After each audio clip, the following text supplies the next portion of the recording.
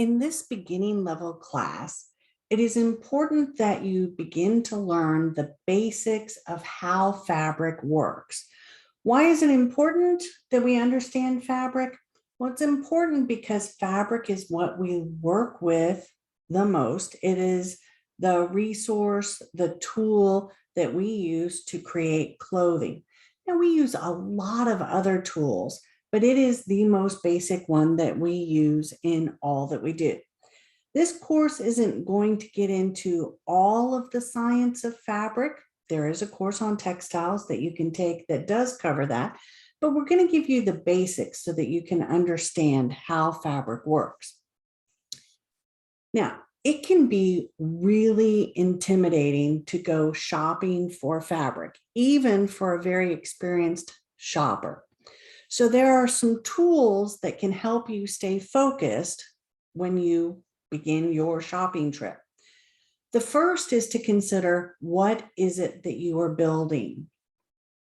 The second, how does that garment need to move? And the third, what color or texture does it need to be? And that will help you whittle down, where am I going to look? I'm not going to look at t-shirt knits if I'm building an 18th century coat. I'm not going to look at lightweight silks if I need the weight of an 18th century coat. How does it move? Does it move stiffly like an 18th century coat, or does it flow? Think of a dance skirt and how it floats. Those fabrics are kept in different parts of the store. Now, while color is something that can be changed, texture is not. So if I'm building an 18th century coat, do I need it to have a brocaded flower on it? Or do I need it to be this lightweight dance skirt that's just a solid color? Am I building a lightweight dance skirt, or am I building the peasant who is in the same show with our 18th century coat? It's a heavy fabric, but maybe the gentleman has a silk sheen to his fabric, and then there's a heavy homespun looking wool to the skirt for the peasant. So those are things that can help you sort of go into tunnel vision and say, these are the types of fabric I'm looking at. Otherwise, you go into the store and you don't know what you're looking for. It can be incredibly overwhelming. All right. The one thing I want to talk about is the movement of the fabric here. What we refer to as the movement of the fabric has to do with what we call the drape of the fabric and the hand of the fabric.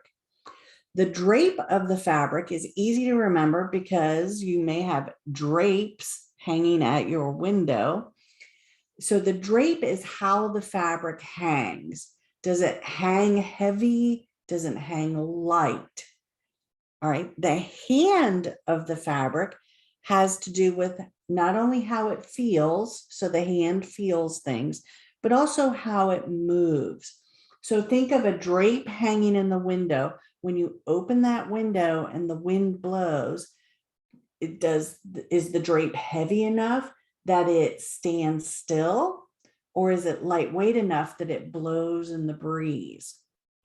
So we're always thinking, when I talk about that difference between the dance skirt and the 18th century coat, that has to do with the drape and the hand of the fabric. All right, so there are things that we need to know beyond the drape of the fabric, because we might want to know, can we change the color of it and those kinds of things. So does it move right? Does it feel right? And then suddenly, oh, it's the wrong color. Can I change the color? So we classify fabric, and we classify fabric by two specific things. It's fiber content and the construction of the fabric, or what we oftentimes refer to as the weave of the fabric. So fiber comes in either natural fibers or synthetic fibers. And construction can be a weave or a knot. And we're going to talk about those different things. So fibers, natural fibers come from plants and animals. So it's either a plant that you grow in the ground like cotton or linen or hemp, or it is an animal hair. Wool is an animal hair. All animal hair is considered wool and can be woven into fabrics. The silk comes from the cocoon of a silkworm that is unwound, and I'll show you some pictures of that. So cotton, and they all have distinct characteristics. So cotton is very strong and it is absorbent. That's why towels are made from cotton. That is why underclothing, the clothing worn closest to the skin, is generally made from cotton so that it absorbs sweat and body oils so that it doesn't transfer to your outer clothing. That is the purpose of that. And it's strong. It's going to stand up to wear and tear and washing frequently. So cotton, that is why cotton is used for that. Wool is also absorbent. Obviously, it's animal hair, but it's also weak. And the reason it is weak is because the fibers are so very short. The longer the animal hair is, the stronger the wool is, and it will give you a different drape or hand to the fabric. There is a difference between woolens and worsteds. Woolens are when you have short fibers that are spun together. It's going to be soft, but it's going to be more nubbly. Worsteds are when you have the very long fibers and it drapes very cleanly. Worsteds are more expensive. Those are the ones that you'll find in very expensive men's suits. Silk. Silk is extremely strong because of how long the fibers are. You take the cocoon and you soak it in some warm water, and then you very slowly unravel that cocoon and you get extremely long threads. Because there are no breaks in the thread, it is stronger. So think about if you had 10 twist ties and you twisted them all together at the ends. That is what cotton or wool is like. So you get these 10 and they've got little knots in them, and that's why you get nubblies on the fabric. But you lay down a piece of silk beside it and it has no twists holding these little fibers together. And that is one of the things that makes silk so extremely strong.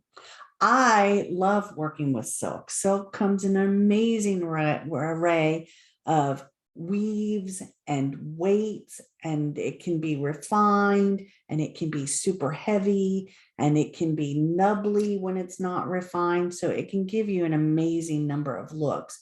It also dyes beautifully, so you can create almost any color. Linen. Linen is wonderfully strong and absorbent. The problem with linen is how badly it wrinkles. If you've ever worn linen trousers or a linen jacket or a linen skirt or dress in the summertime, it's going to absorb all of that sweat, but it's also going to wrinkle just when you look at it. So we tend not to use linen a lot on stage simply because now we have to iron it. And as soon as if the actor sits down backstage and then walks out on stage, their costume's already wrinkled before they walk out on stage. We don't want to do extra work, so we're not going to want to iron that costume frequently. We can't iron it once it's on the actor. So now we have to work with a wrinkled costume. So that's why we tend to stay away from linen. In the sustainability realm, hemp is a really wonderful fiber to work with. And hemp is not the same plant that you get marijuana from, though it is in the same family or species species of plant. Hemp is very strong, it's very durable, and it's very sustainable. But right now, we don't have a whole lot of people farming it for clothing, and so it tends to be slightly expensive. Okay, synthetic fibers. Synthetic fibers are what we would call plastic fibers, plastic being the word for man-made. All right, there are trade names, Lycra and Dacron, and there are generic names. Spandex is the generic name for Lycra. Polyester is a generic name. The idea being that Band-Aid is a trade name, okay? Oh gosh, now I suddenly can't remember the generic name for Band-Aids because we all call them Band-Aids so much. But they're sometimes referred to by your grandparents as a sticking plaster or something like that. I should go with what's on the screen, shouldn't I? Kleenex is a trade name. Facial tissue is a generic name. So there you go.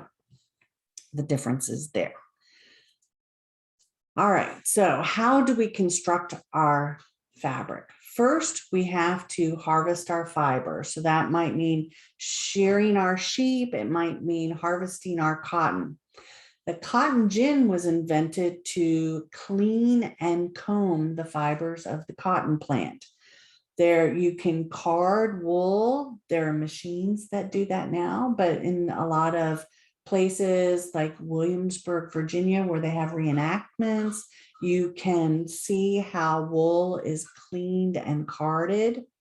And then those fibers are spun. And I already talked about the spinning process when I talked about S-twist thread and Z-twist thread.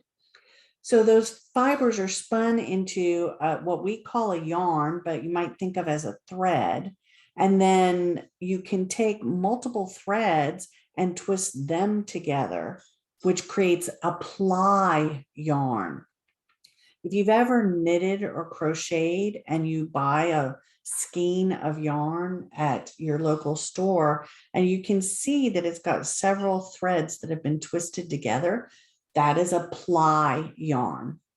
And then we take this yarn and we can knot it, which would be knitting or crocheting or macrame, or you can weave the yarn into a fabric. That is how we construct the fabric.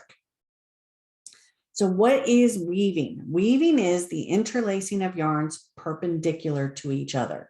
One runs north and south, the other runs east and west. A plain weave is the most common weave. And you may have done this as a child in elementary school or at a summer camp where you make the pot holder and you can see how everything is running perpendicular to each other. The plain weave is the most common weave. You will find it all over the world, and it is the easiest weave to produce. It's very important that you understand and are able to find the grain of your fabric. Just like wood has a grain that you can see in it, fabric has a grain that you can see. So the lengthwise yarns, which are called the warp yarns, establish the grain of the fabric. It runs lengthwise in the fabric. So while you think of it, a piece of fabric might be 45 inches wide, but it can be several yards long, okay? On the edges of the right and left-hand side where the loom stops, we often get what we call a selvage edge. It's the edge where that doesn't fray, where the threads wrap around the edge. Okay, remember, most frequently, the threads don't fray on the selvage edge. And those lengthwise ones define the grain. So you have to know where the lengthwise yarns are and where the selvage edge is. The importance of the grain is that that affects how the fabric hangs. If you've ever bought a garment that just kind of twists a little bit on your body, that is because the grain is off in the cutting of that fabric. So here you see just a small hand loom, and you can see where the lengthwise yarns are attached. And then you can see the multicolored yarns that are going to wrap around and be our back and forth yarns. Our back and forth yarns are called the weft. And here's a good example of how it turns the corner, creating an edge of the fabric that doesn't fray. Okay. The weft is the crosswise or cross grain. It's what fills the fabric and creates it. Let's talk about some of these weaves. I've already mentioned the plain weave because it is the most common. The cottons that you are using in the lab are a plain weave. A basket weave is very similar to a plain weave, but instead of a single thread, we have multiple threads. What this does is it creates a looser weave to the fabric, and it creates a looser movement, a softer movement to the fabric. This fabric is often referred to as monk's cloth. It might have 2 yarns traveling together. It might have 4 yarns traveling together. It might have 6. The more yarns you have traveling together, the looser and nubblier the fabric is. A twill weave is very common in your life, though you may not notice it. If you've ever run your fingernails up and down a pair of Levi's jeans, you'll notice that there's a diagonal in the fabric.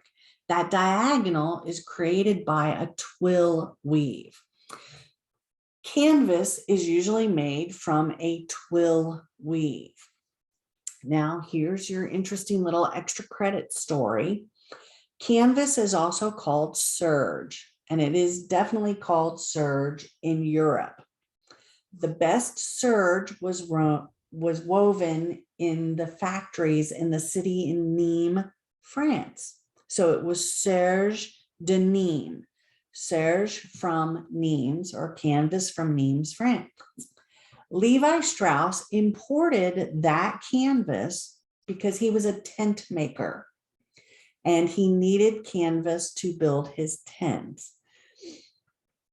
What happened is serge de Nîmes became Americanized and became denim, de Nîmes, denim. Okay, so there's your little mini history lesson and a good extra credit question on the midterm if you're paying attention. Next up, we have a rib weave.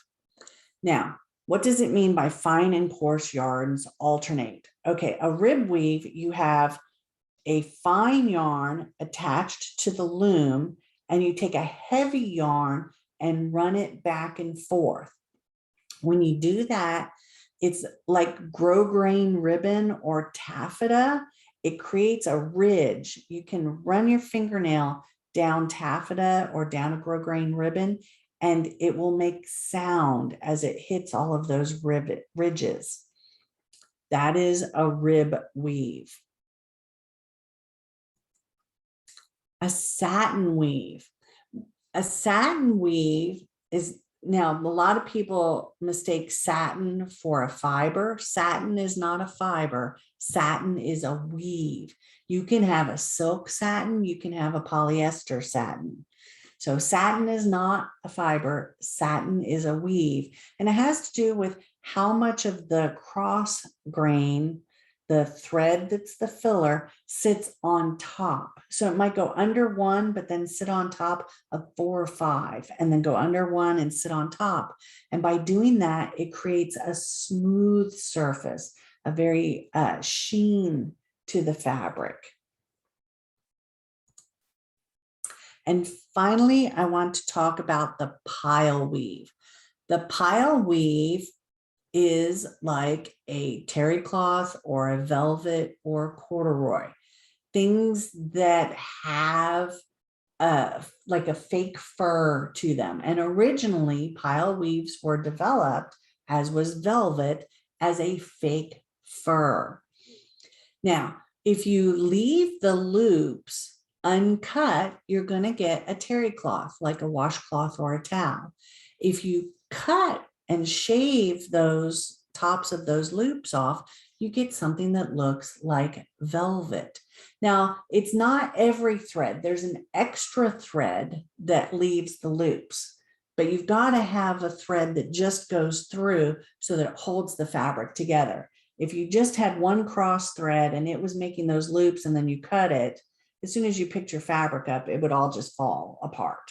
So there have to be that. If you have a rib weave combined with a pile weave, you're going to end up with a corduroy, the cord of the king, the fabric that was made for kings. That's what corduroy means.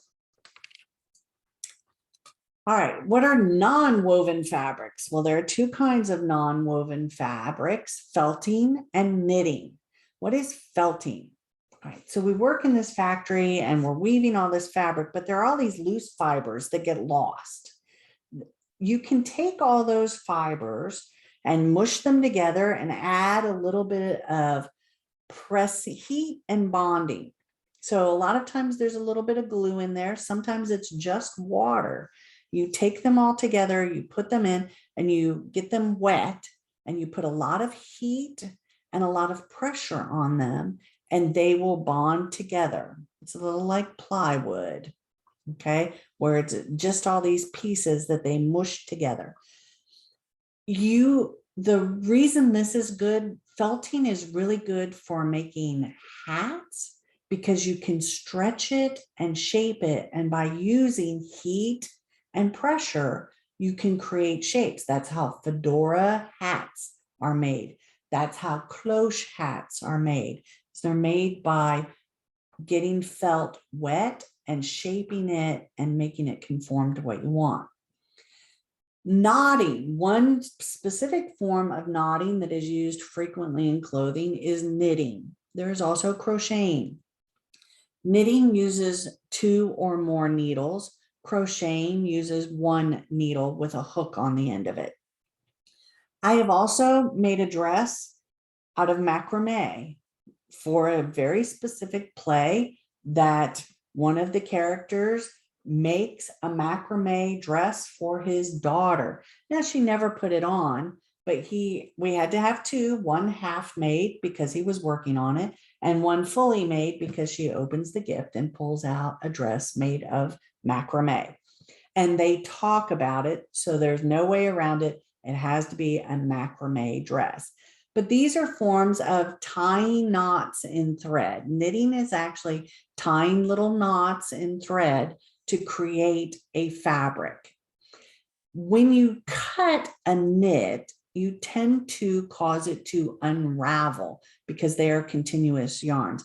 So a lot of times when knitting or crocheting a specific garment, you want to create that specific shape so that you don't have to cut it. Now, with modern manufacturing, there are ways that you can cut knit fabrics and they don't immediately run. But if you cut a sweater that was knit for you, it's going to get a run in it. If you cut a store-bought knit fabric to make a t-shirt out of it, it's not going to run immediately. But there are specific ways to sew non-woven fabrics so that they don't lose their shape. Interfacings. Okay, interfacing is a different type of fabric, but we use it to stabilize and strengthen the fabric. So we're building that really floaty dance skirt, but we need the waistband to not stretch and to hold its shape. We will do what is called interface. We will, on the inside of the fabric, we rarely see interfacing, but on the inside of the fabric, we will put another fabric. It's not a lining, it's an interfacing. It's not meant to be seen. And these can be woven or non-woven, heavyweight or lightweight, iron on or sew in. There are many different kinds of interfacing. So again, you have to think about the function of it and how you want it to move and what you want it to look like when it's finished. Sew in tends to be heavier and tends to be used in tailored projects. Iron on, you can have a problem with it shrinking. You can have a problem with it separating from the fabrics, but it is a quick fix when you want to do that. The important thing to know is that when you are using a felted iron-on interfacing, which is the most common you can find at most home sewing stores, is there is a side that has glue on it and there's a side that does not. And so if you're going to iron it on, you need to make sure that the little glue dots, which you can see and feel, are the side facing the fabric, not facing the iron. Because if it's facing the iron, you will glue the interfacing to your iron. Now, this is not a deal breaker. You can clean the iron off, but you will not be able to reuse that interfacing. You'll need to cut another piece of interfacing. So you always want to make sure it may not feel sticky, but if you run your hands over it and you look at it closely, you can see which side has the little glue dots that your iron will melt to the fabric. A lot of times iron-on isn't good with lightweight fabric because when you melt it and glue it on, you can see those little glue dots on the other side. And so at that point, you want to make sure that you are using a sew-on interfacing. The last thing I want to talk about is a finish. Now, the reality of the situation is that you can put a finish on a fiber, on a yarn, or on a fabric. But in the end, it changes what the fabric looks like, what the fabric feels like, or what the fabric acts like. The look, the feel, and the performance. So you can take a cotton ball and you can dye it blue before you spin it. Or you can take a cotton ball and spin it into a yarn and then dye that yarn blue. Or you can go through the whole process and after it's woven, you can dye it blue. So that's what I mean by the fiber, the yarn, or the fabric. Dyeing being the most common thing in that we change the color of that fiber or that fabric so that we can use it. But there are also performance or functional finishes, such as flame resistant. There is a difference between flame resistant and flame retardant, and it has to do with how long they last before they actually burst into flames. Permanent press is a chemical process that is added to fabric so that you don't have to iron it all the time. Water repellent is a plastic or a rubber or an oil that is added to the outside of the fabric so it repels water. Some fabrics will repel water for a certain amount of time. Some will always repel. It has to do with whether they're natural or synthetic. And there's also embossing and roller printing. There are all kinds of finishes that you can put on a fabric. So I'm in the fabric store and I know I want to build a skirt and I know what the skirt wants to have a nubby texture to it. And I need it to be navy blue. So I can go through the fabric store and I can find a fabric that's a fairly middle weight, not too heavy, not too light. I don't want it to float, that has a nubby texture to it. Now I need to look at it. It's not navy blue, it's light blue. So I need to look at the fiber content. Is the fiber content something that I can dye so I can change the finish on it? If it is not a fiber content that I can dye, I need to keep looking until I find that right fabric.